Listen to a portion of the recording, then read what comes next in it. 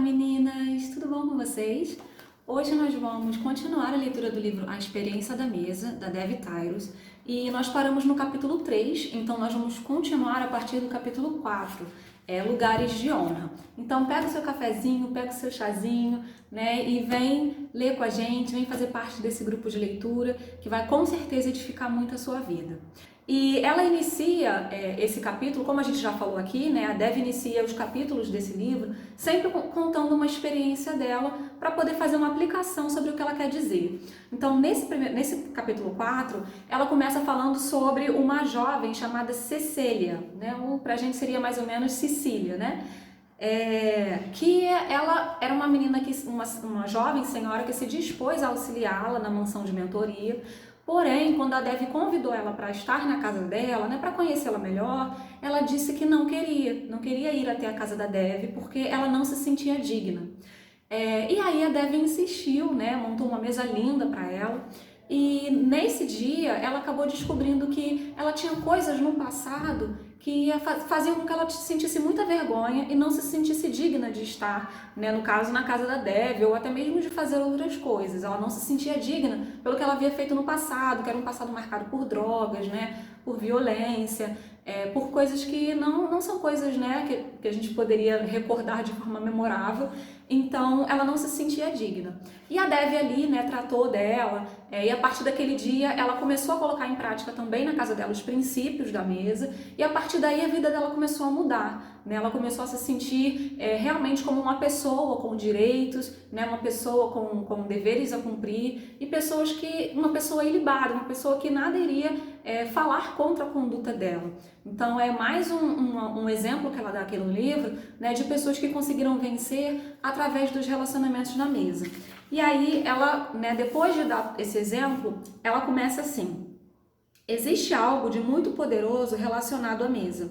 Quando uma pessoa se sente indesejada, rejeitada e sem valor, você pode levá-la à sua mesa, e o senso de valor dela será elevado. Seria por isso que Jesus declarou: eu lhes digo a verdade, quem der um copo de água em meu nome, por vocês pertencerem a Cristo, de modo nenhum perderá a sua recompensa. Né, lá em Mateus 4:41. Então aqui ela vai começar a falar sobre os lugares de honra, ela vai começar a falar sobre a hospitalidade. Né? Hospitalidade, quando a gente pensa, né, a gente sempre vê como aquelas pessoas que vêm de fora, hospitalidade para com os visitantes, mas ela vai explorar muito mais que isso. Ela vai falar também sobre a hospitalidade dentro da nossa própria casa. Né? Nós somos hospitaleiros com os de fora, mas também nós somos hospitaleiros com os de dentro. O que ela quer dizer com isso? Ela quer dizer que às vezes a gente trata melhor as pessoas de fora do que as pessoas que estão conosco dentro da nossa casa. Às vezes a gente trata melhor o nosso vizinho, né, ou o nosso pastor, ou os nossos líderes, ou os nossos professores, e a gente não trata da mesma forma os nossos pais, né, os nossos esposos, os nossos filhos, os nossos irmãos. Então ela vai tratar com essa igualdade, né, da hospitalidade, tanto as pessoas de fora quanto as pessoas de dentro da nossa casa. E ela vai começar com as pessoas de fora, dando um exemplo de Davi. Né? Davi, quando ele começou a ser rei de Israel, a gente conhece a história de Davi, né? Ele foi perseguido por muitos anos por Saul, né? Quando o Espírito de Deus se retirou de Saul e Samuel ungiu Davi rei, Saul começou a perseguir Davi. Mas apesar dessa perseguição e dessa inimizade de Saul para com Davi, o próprio filho de Saul, Jonatas, ele manteve uma amizade muito verdadeira com Davi. A palavra diz, inclusive, que eles tinham uma ligação de alma, né? Que eles se apegaram, a alma de cada um se apegou. Por quê? Eles tinham uma amizade muito forte. Né? E quando Saul morreu e consequentemente toda a sua descendência, né? Porque quando mataram Saul, mataram a sua família, um dos filhos de Jonatas, Mefibosete, ele foi escondido pela criada, para que ele também não morresse. Né? E ele passou por muito tempo escondido, e ainda, né, nessa fuga, quando ele era pequeno, ele sofreu um acidente e ele ficou paralítico, ele ficou coxo. Então ele era uma pessoa à margem da sociedade, primeiro porque, né, vivia escondido, vivia à margem da sociedade, e segundo porque era um deficiente físico. Então você consegue imaginar o desprezo com o qual ele era tratado? Né? E Davi um dia lá no seu palácio, né, isso ela cita no livro, mas a Bíblia, né, é a que primeiro cita essa história, ele vai dizer, né, Davi vai dizer: existe alguém ainda, né, que seja da linhagem de Saul e de Jonatas, para qual eu possa ser benevolente? E aí trouxeram Mefibosete até Davi. Então, Davi, quando Mefibosete chegou, fica imaginando, né? Nossa, mataram todos os meus parentes, mataram meu avô, meu pai, meus tios. Então, será que se eu for até Davi agora, ele vai me matar também? Porque, poxa, meu avô perseguiu a ele. E na verdade foi o contrário, né? Quando Mefibosete chegou lá, Davi restituiu todas as riquezas de Saul, ele restituiu a Mefibosete. E ele poderia ter feito só isso, né? Olha, toma aqui o que é seu de direito e vai embora. Mas não, a palavra de Deus diz que Davi, além de restituir tudo que Mefibosete tinha direito como neto de Saul, ele ainda deu um lugar à mesa, da mesa dele para Mefibosete. Daí ele disse, a partir de hoje você comerá na minha mesa todos os dias. Então ele foi hospitaleiro, né, com o filho daquele seu amigo, que também era filho do seu inimigo, né? E ele foi hospitaleiro mesmo assim. Então a palavra nos ensina que nós precisamos ser hospitaleiros, né, para com qualquer pessoa. Se você vê uma pessoa que tem necessidade, uma pessoa que precisa de uma palavra, uma pessoa que precisa de um alimento, né, uma pessoa que tenha qualquer necessidade, a Bíblia nos diz que nós precisamos ser hospitaleiros, né? Tem um texto lá de Isaías 58 que ele vai falar sobre o verdadeiro jejum, né? E ele vai dizer, será que o verdadeiro jejum, né, é você ficar só uns dias ou algumas horas sem comer? Não seria também o verdadeiro jejum que você cubra a necessidade do seu próximo, né? Isso é ser hospitaleiro, é isso que agrada ao Senhor. Então ela fala, né, ela conta essa história e aí ela termina aqui, né? Davi poderia ter lhe dado um quarto no palácio ou uma grande soma de dinheiro, mas nem todo o dinheiro do mundo seria capaz de desfazer a sua vergonha e rejeição. Por isso, Davi atendeu à maior necessidade da vida de Mefibosete, a aceitação e dignidade, dando a ele um lugar de honra à mesa. Né? Então, ela está falando sobre essa questão da hospitalidade. Como eu já disse, poderia ter dado tudo que ele poderia ter direito, mas às vezes as pessoas não precisam só, né, de coisas físicas, elas precisam de coisas emocionais, de coisas espirituais, e isso a mesa pode proporcionar. E aí ela começa falando agora, não só para cônjuge de fora, mas para também cônjuge de dentro. Não importa quão simples ou sofrida seja a sua casa, há algo de especial em oferecer a uma pessoa ou um lugar à sua mesa.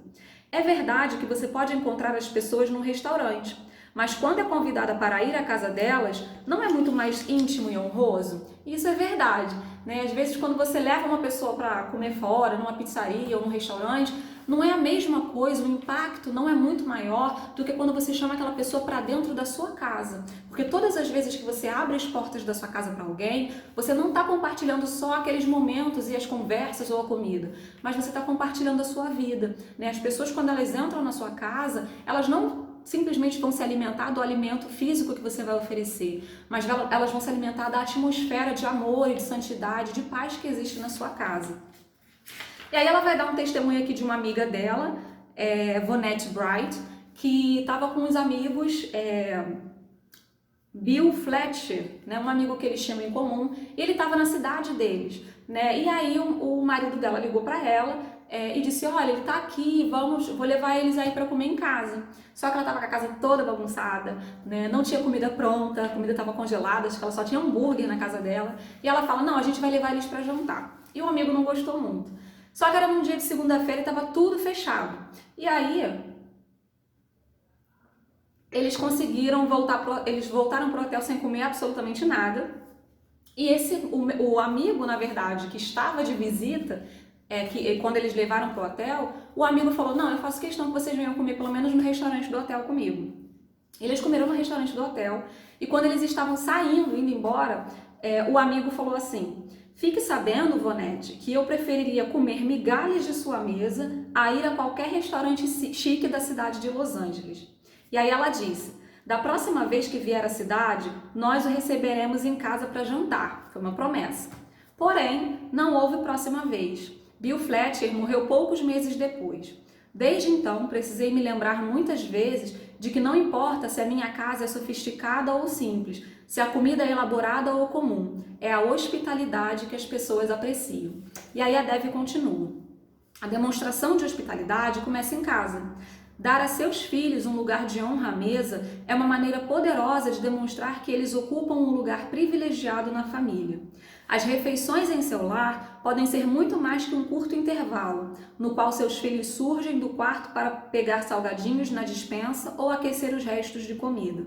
À medida que você começa a compreender que Deus planejou a mesa para ser um lugar de dignidade e santidade em sua casa, serás capaz de separar um lugar de honra para seus filhos à mesa, restaurando o amor próprio deles e dando ao sobrenatural pão da presença uma oportunidade para trabalhar o coração deles. E aí ela começa a comparar os dias da mesa com os aniversários, por exemplo, né? Ela fala, quando é aniversário do seu filho ou do seu marido, o que você faz? Você não prepara um lugar especial à mesa, né? Forrando uma toalha, colocando um bolo em cima e ele fica ali na frente do bolo para todo mundo bater parabéns? Isso é um lugar especial, né? Então por que a gente só comemora isso no nosso aniversário ou no aniversário dos nossos amados parentes? Por que a gente não faz isso em dias específicos? Né? Por que nós não comemoramos outros dias sem ser apenas os dias de aniversário? Né? Se o seu marido ganhou uma promoção no trabalho, ou se o seu filho tirou uma nota boa na escola, ou se ele conseguiu, né, uma nova habilidade, seja aí com um esporte ou com um instrumento musical, por que não comemorar isso? Né? Ela começa a dar essa ideia.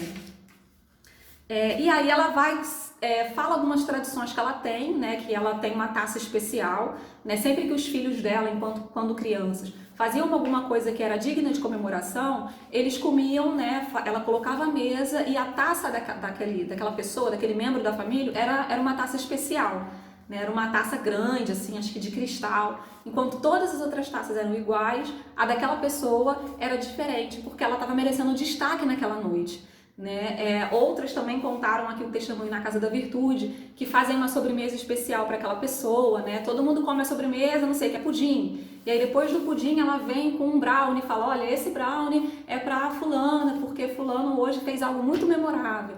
Então criar tradições familiares, né? E isso realmente é muito bom.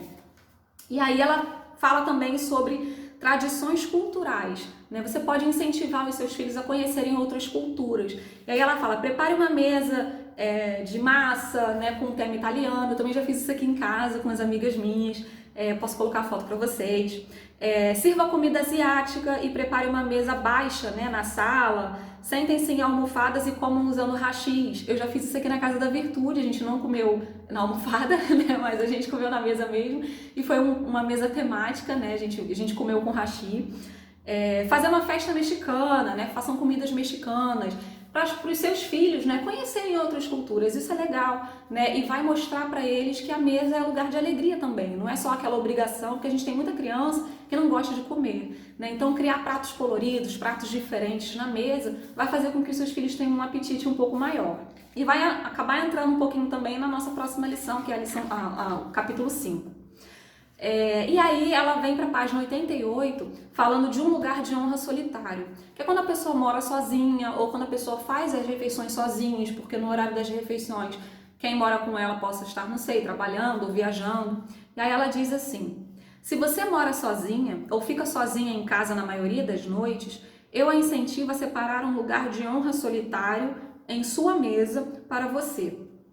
Não, por favor, não coma junto ao balcão da cozinha e nem faça sua refeição em frente à TV. Em vez disso, arrume um lugar à mesa e experimente o sobrenatural pão da presença que quer se encontrar com você ali. Então é realmente aquilo que nós falamos na última leitura, que Deus ele está presente no momento da nossa refeição. Então quando a gente liga a televisão e come no sofá em frente à televisão, a gente na verdade está fechado para essa presença. Mas quando nós estamos ali sentadas à mesa comendo, mesmo sozinhas, fisicamente, mas espiritualmente Cristo está conosco.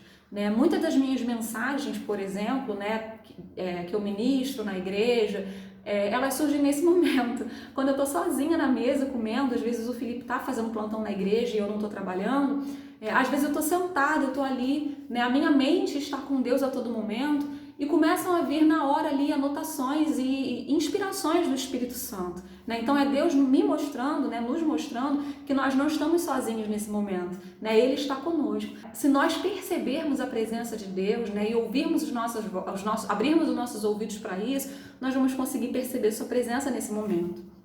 Então, quando você estiver sozinha ou se você mora sozinha, dê essa oportunidade para que o pão da presença possa estar com você nesse momento. E aí, ela termina, né, esse capítulo falando sobre excelentes conversas à mesa. Ela dá ideias do que você pode fazer para honrar as pessoas que estão com você. Né? Então, por exemplo, palavras que honram. Elogie a pessoa que se assentar no lugar de honra. Né? Às vezes, quando o meu marido ele vai colocar alguma coisa à mesa que eu esqueci, né? Ou, por exemplo, eu não tenho muito hábito de comer enquanto eu estou bebendo, eu bebo depois. Então, geralmente, quando eu vou para a mesa, eu vou comer o prato e sempre esqueço a bebida, né? Então, ele sempre vem com os copos quando os copos não estão na mesa, ele sempre vem com os copos e com a bebida. Então, eu agradeço, poxa, obrigada por você ter lembrado, nossa, está cuidando bem de mim. Então, são palavras que incentivam, né? Peça ao seu ilustre convidado que conte algo especial sobre uma experiência pessoal do passado, quando você trouxer pessoas de fora para a mesa. Diga sua visita de honra, por que ela é tão importante para você. E também conte uma história sobre si mesma. Né? Os meus pais costumavam fazer isso, mas não à mesa, né? Mas eles costumavam fazer isso contando histórias deles do passado, como eles se conheceram, como eles começaram a namorar. Né? Os meus tios também, quando a gente ia para a casa deles, eles contavam histórias, né, de como eles brincavam, né, com meu pai. Né? Contaram inclusive histórias sobre como era a questão da refeição à mesa deles, né? Um roubando o bife do outro. A gente ouviu uma história dessas por aí dos meus tios. Então é importante, né? E você envolve seu filho nisso. E aí ela termina com esse texto. Antes da reflexão, eu gostaria de compartilhar com vocês, que eu marquei aqui como importante. Prepare um lugar de honra em sua mesa. Quem precisa ser convidado a um lugar de honra Quem precisa ser convidado, a um lugar de honra em sua esfera de influência? Seria uma criança ou um adolescente que não tem uma família amorosa para celebrar a sua presença? Observe que eu não disse celebrar seu dia especial, mas sim celebrar a sua presença. Ou seria uma vizinha que perdeu o emprego? Talvez seja uma amiga que esteja passando por um divórcio difícil e indesejado, ou quem sabe, uma colega recém-aposentada. A lista pode prosseguir indefinidamente. É possível que você tenha um relacionamento tenso com um filho ou uma filha, parente ou amigo. A despeito das circunstâncias, dar um lugar de honra a alguém em sua mesa é algo capaz de demonstrar mais afeto e respeito do que 1000 palavras. Incentivo você a preparar um lugar de honra em sua mesa, primeiro para cada membro de sua família e depois para outros, cuja dignidade e cujo senso de valor pessoal serão aumentados por causa do seu convite para participar de sua mesa. Fazer isso tem sido a alegria de nossa vida e será um prazer para você também. E é verdade, depois que você começa a convidar pessoas para fazer parte da sua mesa, né, você não quer parar, porque é uma sensação muito boa, são muitas histórias que você passa a conhecer, né, e muitas alianças produtivas que você faz também. Reflexões à mesa. Quem em sua vida precisa ser convidado para um lugar de honra em sua casa? Como você acha que Mefibosete se sentiu quando Davi declarou: "Você comerá sempre em minha mesa"? O que você pode acrescentar à disposição de sua mesa para fazer sua família se sentir valorizada? Como você pode honrar cada membro de sua família à mesa? Liste os passos que você deseja dar. Que declarações de honra você pode dizer à sua família e a seus convidados enquanto estiverem à mesa? Então, são coisas importantes, né? Vou deixar só mais uma ideia aqui. Aqui em casa, a gente comemora o nosso aniversário de namoro e o nosso aniversário de casamento, né? E sempre, todos os meses, a gente comemora, óbvio, né, na mesa. Então, às vezes, eu deixo os cartõezinhos, né, de vale massagem ali embaixo da taça, né? Vale uma massagem completa ou sessão cinema, para que a gente possa curtir, né, depois do jantar, algumas coisas relacionadas à nossa vida de casal. Então, de repente, é uma ideia que você pode também fazer para resgatar, né, essa família, a sua família mesa. Se for só o seu marido ou se for os seus filhos, né, deixar coisas interessantes também, ok? E aí a gente passa para a parte 2, que a mesa é um lugar de provisão. A gente passa para o capítulo 5, o pão nosso de cada dia.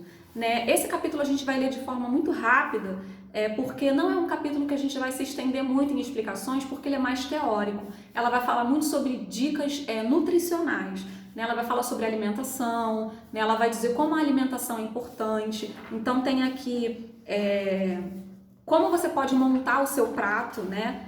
De uma forma saudável, colocando aqui carne, legume, verdura, fruta, cereal. Então não é algo que a gente tenha como falar muito, né, explicar muito. É necessário que você leia Então, se você tem aí o livro, né? Então, você pode ler essa parte e a gente vai falar só sobre as coisas mais importantes, assim, que eu quero que fique marcada na mente de vocês. E aí ela começa, né, mais uma vez, dando aí um exemplo dela, de como ela fica, de acordo com as manhãs. E aí ela diz o seguinte, na parte que a boa nutrição começa em casa. Os nutricionistas instruem que não devemos comer pela casa inteira, ou seja, você come em pé em tudo que é canto da casa. Acima de tudo, não devemos comer em frente à televisão. Em 1988, pesquisadores do Centro de Pesquisas de Nutrição Infantil em Houston descobriram que as crianças acima do peso jantavam 50% das vezes em frente à televisão, ao passo que as crianças de peso normal, a porcentagem era de 35%. Karen Cully, nutricionista comportamental e professora, ela afirma o seguinte: sabemos que há uma relação entre o número de horas que as crianças passam assistindo televisão e os problemas de peso. Também sabemos que as pessoas que assistem à televisão enquanto comem tendem a perder sintonia com os indícios naturais de fome e saciedade e são encorajadas a comer com excesso. Porque a alimentação também é uma forma de concentração, de consciência corporal. Enquanto você está comendo, você está ali de repente, você já está satisfeito, você não vai repetir a comida, mas às vezes você estar na frente da televisão, isso tira a sua percepção. Então, enquanto você está assistindo, você está comendo, é igual no cinema. Você já percebeu que não importa o tamanho do pote de pipoca que você compre, quando o filme acaba, você já devorou o pote de pipoca inteiro? Isso acontece por quê? Porque você está ali tão ligado com o filme que você vai continuar comendo, vai continuar comendo e vai continuar comendo. Então, por isso não é essencial e não é algo realmente saudável comer na frente da televisão. E aí ela vem aqui para um outro texto que é bem importante, que diz: nós temos espaço de mais e tempo de menos, pelo menos para fazer o que é mais importante. Estamos famintos, não de comida, mas sim de vínculo, de sentido, de diálogo e do pão da presença. É por isso que a reunião para a experiência do jantar ao redor da mesa familiar é algo tão especial. E o mais importante, envolva as crianças no preparo da refeição. O tempo na cozinha cria lembranças familiares inesquecíveis. Se você tem filhos pequenos, deixe-os brincar com os itens seguros e coloridos da cozinha enquanto prepara a refeição, como espátulas ou vasilhas de plástico. Isso os envolverá desde novos no processo de preparo da refeição. Quando seus filhos estiverem em idade escolar, você pode lhes atribuir tarefas simples, como cortar a alface da salada e tirar os talheres da gaveta. Envolva o maior número possível de membros da família no processo de preparo de uma boa refeição. Parte da diversão do jantar consiste em trabalhar juntos na cozinha e preparar tudo. Crianças pequenas amam ajudar e sempre há algo a fazer. E os filhos mais velhos também devem ser incluídos no preparo da refeição. Isso parece algo muito lúdico, mas na verdade é muito importante, principalmente para crianças em fase escolar, até a adolescência. Por quê? Porque vai colocar neles o sentido de ajuda, de auxílio, de apoio. Então eles não vão sempre colocar isso como a figura da mãe, mas também como, não, eu posso ajudar também. Isso combate um pouquinho da preguiça, porque dá para eles esse senso de responsabilidade. E aí ela dá exemplos de excelentes conversas à mesa. Invente jogos de palavras, comece uma frase e peça que alguém crie uma história. Fale sobre um alimento específico, como ele é cultivado, quais são os seus nutrientes. Converse sobre o seu dia, Você pode fazer perguntas. Qual foi a melhor coisa que te aconteceu hoje? Ou então, qual foi a experiência mais frustrante do seu dia? Perguntas também como foi a escola, já é interessantíssimo, principalmente para crianças pequenas, de 4, 5 anos, que elas vão disparar falando dos coleguinhas, Incentive as crianças a expressarem o seu ponto de vista, perguntando: o que você acha disso em determinado assunto? E também orar à mesa e dar oportunidade para os nossos filhos orarem e abençoar o alimento, também vai estar criando hábitos saudáveis na mente deles. E aí eu vou pular aqui para a página. Ela vai começar a falar aqui sobre a questão de avaliar os pratos, e falar um pouquinho de como deve ser formado os pratos, E aí ela começa aqui falando sobre começar bem o dia. Dá um exemplo, do Dr. Daniel Amen, que explica: toda vez que você tem um pensamento positivo, feliz, esperançoso ou de bondade, o cérebro libera componentes químicos que fazem seu corpo se sentir bem. Os pensamentos têm poder. Eles podem fazer a sua mente e o seu corpo se sentirem bem ou levá-las a se sentir mal. Todas as células de seu corpo são afetadas por esses pensamentos. Ao acordar, pense em coisas positivas a respeito do seu dia. Quando for acordar seus filhos, fale palavras bondosas a eles. Toque-os com delicadeza e diga algo de bom acerca deles. Ninguém gosta de acordar com uma voz alta gritando: "Levante agora!" Mas as palavras edificantes ditas com voz mansa a cada dia, a cada membro da família pela manhã, prepara todos para tomar um bom café antes de sair para a escola, deixando-os prontos para enfrentar qualquer desafio. O princípio também se aplica a você e seu cônjuge. Uma resposta suave, uma voz positiva e um café da manhã saudável podem fazer uma grande diferença em seu dia. Então aqui são hábitos saudáveis, né, que você pode fazer para preparar já a sua família para o momento da primeira refeição, que é o café da manhã. E ao contrário do que muita gente fala aí, até para quem quer emagrecer, não pule o café da manhã. Ele é uma das refeições essenciais do seu dia, mesmo que você esteja em dieta. Por quê? Porque você passou muitas horas sem se alimentar. Então o seu corpo está sedento por nutrientes, né? Então a gente precisa tomar um café da manhã balanceado, mesmo se você esteja em dieta. Então procure um nutricionista, procure uma pessoa da área, para que ela possa estar te orientando melhor. Mas não pule essa refeição, ela é uma das principais refeições do dia. E aí ela vai terminar... ela vai estar dando umas dicas rápidas, né, do que você pode fazer se você trabalha fora, por exemplo, porque às vezes é uma desculpa de muita gente, né? Ah, mas eu trabalho fora, não tenho tempo para fazer isso tudo. A gente vai ver que eu já postei, até nas redes sociais, uma mesa posta em 1 minuto, né? Então não gasta tempo, você só precisa realmente ter um incentivo e ter força de vontade para fazer. Então ela vai fazer o seguinte, ela fala o seguinte: pedir sempre, né, a presença de Deus quando você orar pelas suas refeições, reconhecendo para os seus filhos, né, nas suas palavras, que Cristo, que é o pão da presença, que Ele está ali naquela mesa naquele momento, né, vai criar também uma atmosfera de reconhecimento. Priorizar a sua agenda a fim de separar mais de um dia por semana para fazer a refeição com todos reunidos em casa ao redor da mesa. Se você não consegue, né, juntar todo mundo na mesa todos os dias, separe pelo menos 2 dias na semana. Planeje e faça listas. Liste os cardápios e os ingredientes dos quais você irá precisar. Então, ter aí em algum espaço da casa, geralmente na cozinha, né? Aqui em casa é na cozinha, eu vou colocar a foto aqui para vocês. Das listas que você precisa comprar, do cardápio que você vai fazer durante a semana, porque você já sabe qual é o alimento que você vai precisar, você já sabe o que está faltando com a listinha, você já sabe, né, tudo que você precisa. Então, uma ida lá fora, num trabalho, quando você voltar do trabalho, você já passa no mercado e já compra. Então, funciona, né, é bem bacana. E o cardápio também funciona e faz com que você mantenha uma alimentação mais saudável, né? Não comer na rua, não gastar dinheiro também lá fora, então é algo até econômico, mais econômico.